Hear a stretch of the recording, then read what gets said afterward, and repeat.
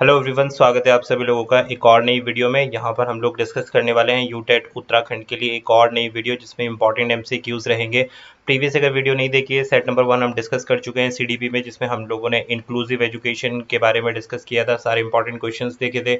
आज हम लोग डिस्कस करेंगे कॉग्निशन एंड इमोशन, यानी कि जो संवेग होते हैं उनसे रिलेटेड जो हमारा सीडीपी का टॉपिक है, वहाँ से हम क्वेश्चंस को पिक करने वाले हैं। आज हम लोग वीडियो बहुत ज़्यादा इंपॉर्टेंट है यूटेट उत्तराखंड के लिए। लेवल ऑफ क्वेश्चंस मैंने काफ़ी अच्छे सेट किए हैं। पीडीएफ आपको टेलीग्राम पर मिल जाएगा, टेलीग्राम पर डाल दूंगा इस वीडियो का पीडीएफ में। मेक श्योर आप टेलीग्राम को जरूर कनेक्ट कर लेना। स्टार्ट करते हैं फिर आज की अपनी वीडियो को क्वेश्चन नंबर 1 के साथ में। हिंदी इंग्लिश दोनों में देखने के लिए मिलेंगे। क्वेश्चन 1 बोलता है according to two factor theory emotions involve. देखो सारे क्वेश्चंस मैंने इमोशंस और कॉग्निशन से डाले हैं। संवेग वाला जो चैप्टर है वहां से क्वेश्चन लेके आए, जिससे कि आपके चैप्टर वाइज क्वेश्चंस जो है, डाउट्स जो है क्लियर होते चले जाएं।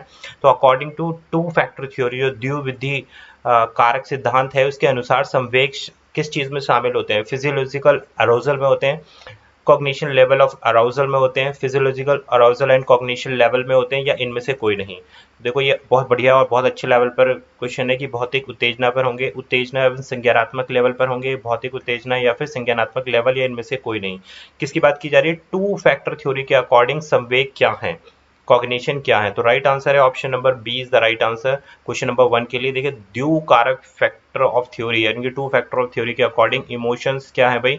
इमोशन जो है level of cognition arousal plus physiological arousal. तो इसलिए ऑप्शन सी को हम पिक करेंगे, बी नहीं होगा, बी इनकम्प्लीट क्वेश्चन रहेगा, इसका आंसर रहेगा। और राइट आंसर है ऑप्शन नंबर सी। क्या बोल रहे हैं यहाँ पर? इसमें फिजियोलॉजिकल यानी कि जो शारीरिक, प्लस इसमें जो कॉग्निशन मेंटल लेवल की जो चीज़ें इन्वॉल्व हो जाती हैं, तो वो इमोशंस को डेवलप करती हैं। तो दोनों चीज़ें आ जाती हैं इसके अंदर, फिजियोलॉजिकल रिएक्शंस भी आ जाते हैं इसमें, और उसके साथ साथ हमारे पास कॉग्निशन लेवल ऑफ अराउजल भी आ जाता है। तो option number C is the right answer for question number 1। Next देखते हैं भाई, क्वेश्चन 2 आता है हमारे पास। According to the James Lange theory emotions are caused bye.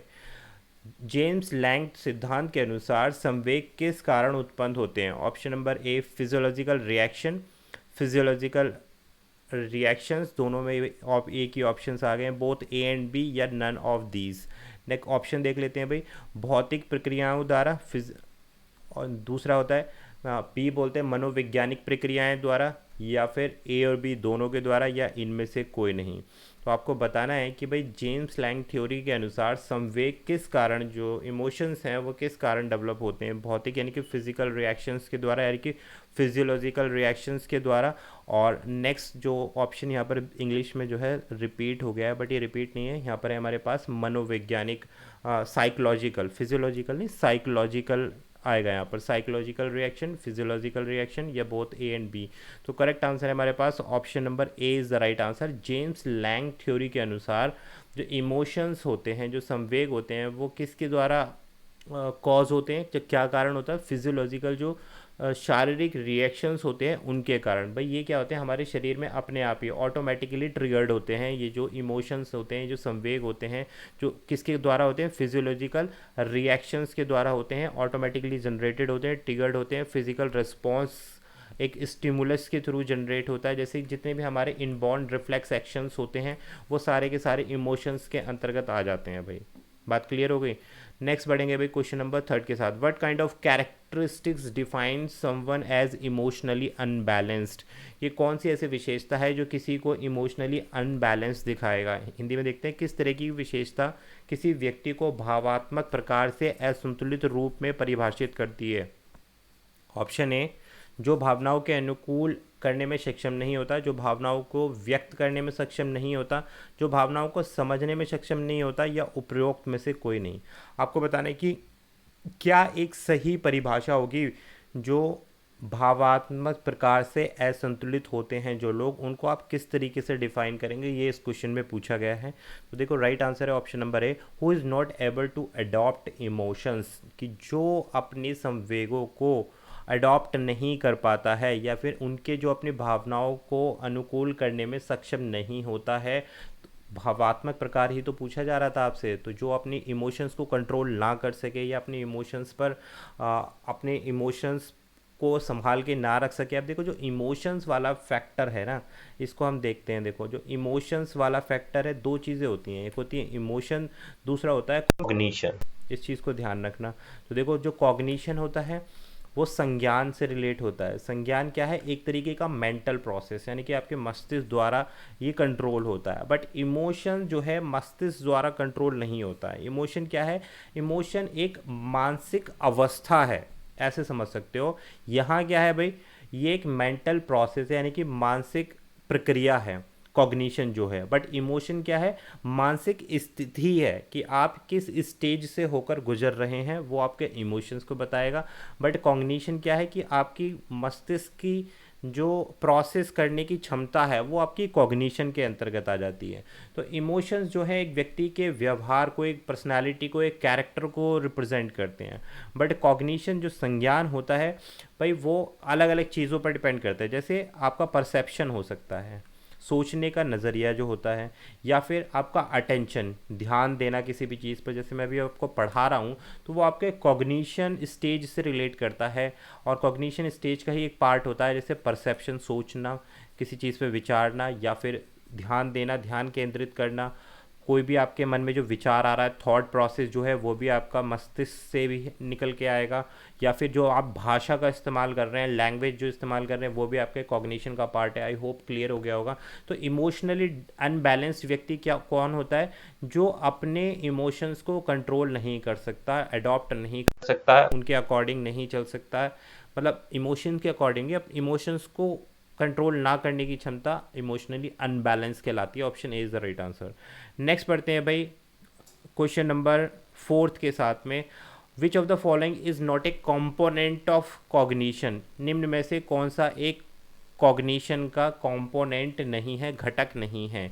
Emotion, perception, thought, या फिर लैंग्वेज। ये आपको बताना है कि कौन सा एक घटक नहीं है। निम्नलिखित में से कौन सा संज्ञान का घटक नहीं है? भावना, धारणा, विचार, या फिर भाषा। ऊपर मैं अच्छे से एक्सप्लेन कर चुका हूँ आपको। तो देखो जो कंपोनेंट नहीं है दैट इज ऑप्शन नंबर ए।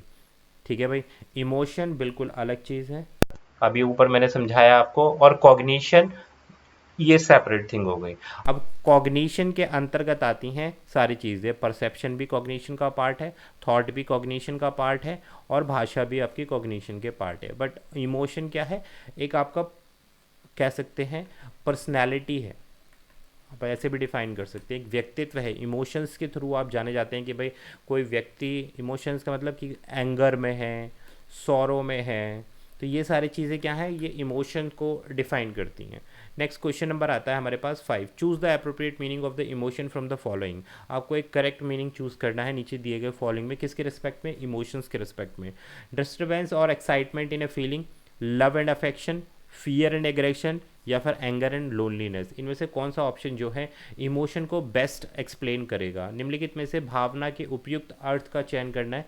महसूस करने में अवरोध या उत्तेजना, स्नेह और प्यार, भय और आक्रामकता, क्रोध, या फिर अकेलापन। तो देखिए राइट आंसर रहेगा 5th के लिए ऑप्शन नंबर ए। हमें क्या डिफाइन करना है? इमोशन डिफाइन करना है। ठीक है, अब इमोशन किस चीज़ का? डिस्टर्बेंस और एक्साइटमेंट इन द फीलिंग किसको डिफाइन कर रहा है? किसी भी एक इमोशन, संवेग को डिफाइन कर रहा है।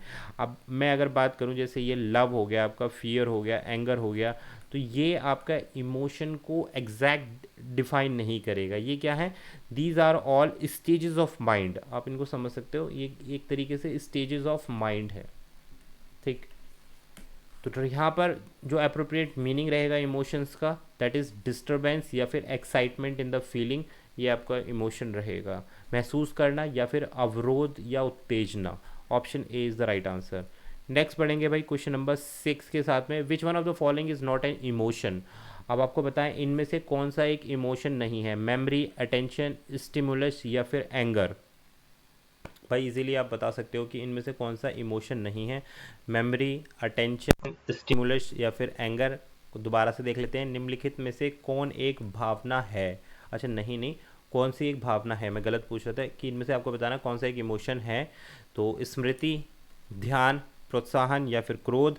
तो आपको अभी मैंने बताया जो क्रोध किया है एक प्रकार का एंगर आपको क्या डिफाइन करता है? एक इमोशन को डिफाइन करता है। ठीक है, बाकी ऊपर क्या है? स्मृति का मतलब क्या है? मेमोरी। ये सारी किस चीज़ के अंतर्गत आ जाती हैं, कॉग्निशन के पार्ट हैं, ये पार्ट ऑफ कॉग्निशन है। ध्यान देना, कॉन्सेंट्रेट करना, प्रोत्साहन, ये सारी चीज़ें माइंड से चलती हैं। और क्रोध हो गया, एंगर हो गया, फियर हो गया, सॉरो हो गया, लव हो गया, ये सारी की सारी चीज़ें आपके इमोशन के अंतर्गत जाती हैं। तो option D anger is the right answer. Next बढ़ते हैं भाई क्वेश्चन नंबर 7 के साथ। Cannon Bard theory of emotion was proposed by. Cannon Bard का संवेग सिद्धांत किसके द्वारा प्रस्तावित किया गया था? वॉल्टन कैनन के द्वारा, फिलिप बार्ड के द्वारा, Walton Cannon and Philip Bard, या ऑप्शन डी बोलता है कैनन बार्ड। तो देखो राइट आंसर है हमारे पास option number C, Cannon Bard theory of emotion जो है Walton Cannon and Philip Bard ने प्रपोज्ड किया था, ठीक है, जिसके अंतर्गत इन्होंने जो है इमोशन और फिजियोलॉजिकल रिस्पॉन्स के बारे में बताने की कोशिश करी, यानी कि संवेग, इमोशन यानी कि संवेग के बारे में इन्होंने काफ़ी कुछ बताया है। दूसरा, इन्होंने जो भी फिजियोलॉजिकल रिस्पॉन्स होते हैं उनके बारे में डिस्कस किया है इस थ्योरी के अंतर्गत। तो अच्छा इंपॉर्टेंट क्वेश्चन है भाई, Cannon Bard theory of emotion किसके द्वारा दी गई है? Walter Cannon and Philip Bard के द्वारा इस चीज़ को प्रस्तावित किया गया है। Next question number 8, according to which of the following theories emotions are caused by physiological reaction. देखो अभी मैंने आपको बताया जस्ट इसका आंसर, कौन सी थ्योरी के अकॉर्डिंग जो है इमोशन जो है फिजियोलॉजिकल रिएक्शन से होता है, कौन सी थ्योरी के अकॉर्डिंग है? William James and Carl Lange द्वारा है, मैकडोगल्स द्वारा है, गोल्डमैन द्वारा, या फिर थ्रॉन्गडाइन्स के द्वारा है? तो 8 का राइट आंसर है option number A, William James and Carl Lange द्वारा। कार्ल लैंगेज का मैंने ऊपर क्वेश्चन आपसे पूछा था, तो ये बताते हैं कि फिजियोलॉजिकल रिएक्शंस जो है इन्वॉल्व होते हैं, भावनाएं भौतिक प्रक्रियाओं के कारण उत्पन्न होती हैं। तो विलियम जेम्स एवं Carl Lange, option number A is the right answer. Next बढ़ते हैं भाई question number 9, according to the सेचलर there are 5 crucial elements of emotions, which of the following is not one of them? देखो shared के अनुसार भावनाओं के 5 महत्वपूर्ण तत्व हैं, निम्नलिखित में से कौन सा तत्व उनमें से एक नहीं है? पहला देखते हैं, facial and vocal expression, body symptoms, action tendencies, या बॉडी टेम्परेचर।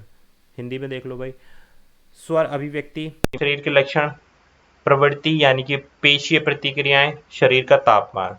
तो शेयर्ड के अकॉर्डिंग भावनाओं में यानी कि इमोशंस के 5 महत्वपूर्ण तत्वों में से इनमें से कौन सा एक नहीं है, वो आपको बताना है। तो राइट आंसर है ऑप्शन नंबर डी। तो देखो बॉडी टेम्परेचर का यहाँ पर कोई भी रोल नहीं है, बाकी सारे के सारे जो है इमोशंस से हमारे कनेक्ट करते हैं। तो ऑप्शन डी इसका राइट आंसर हुआ।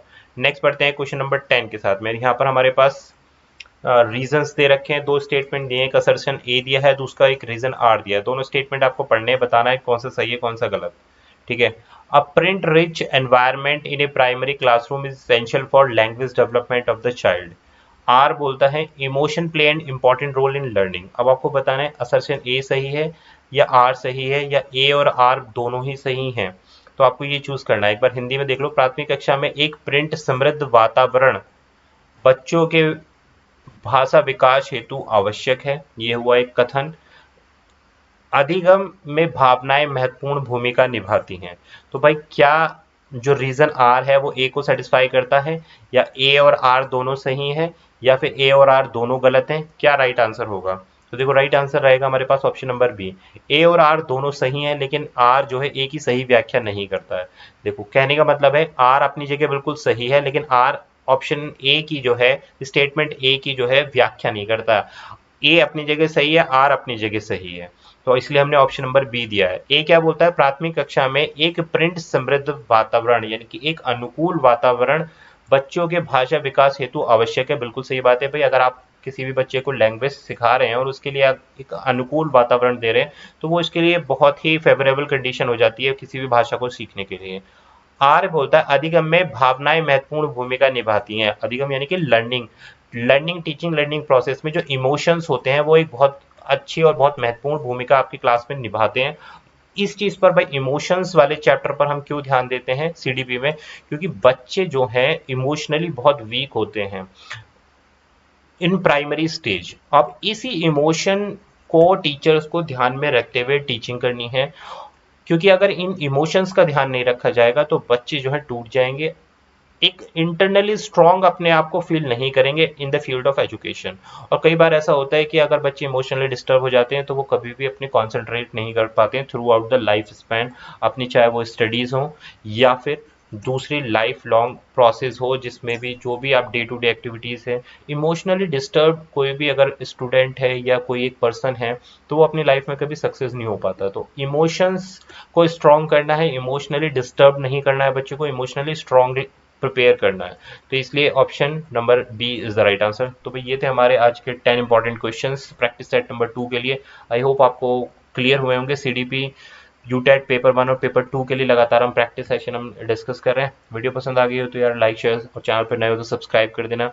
इस वीडियो का पीडीएफ टेलीग्राम पर मिल जाएगा, तो मेक श्योर आप टेलीग्राम को जरूर कनेक्ट कर लेना। Thank you for watching.